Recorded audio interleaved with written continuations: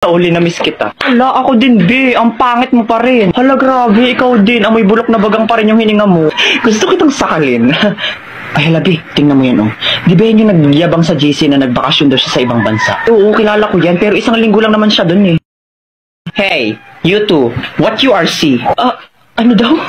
Oh, sorry, I forgot myself. You two don't understanding what to say to me because your English is disappear. Binahihilo ako.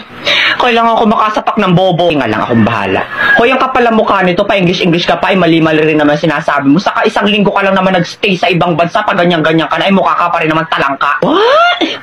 Talengka? Talengka? Ay kung hampasin kaya kita ng talangka para matahuan ka. Well, it's nothing anymore my problem. I mean, mathematical equation that I don't understanding to say what you to me. You too dead hungry. Hoy, yung totoo, nag-a-addict ka ba o natukhang ka sa ibang bansa? Huh?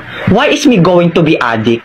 Don't you know that I'm smarter than the teacher of international in the Philippines? Like, duh, my average is 99.99% of germs. Matalino ka? Ay, anong magagawa mo pag sinikmuraan kita mismo dito? Go try. I am not afraid anymore. I will go sumbong you to my bodyguard. Bayaan mo na yung besi, tara na. Ewers, mga loser. You can't even talk English to me. Ay, wait. Papatulang ko to.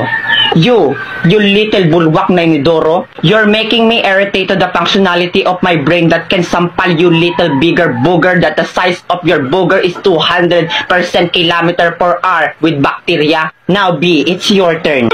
Let me be the one to finish these cockroaches. Yeah, period. Galing mo talaga.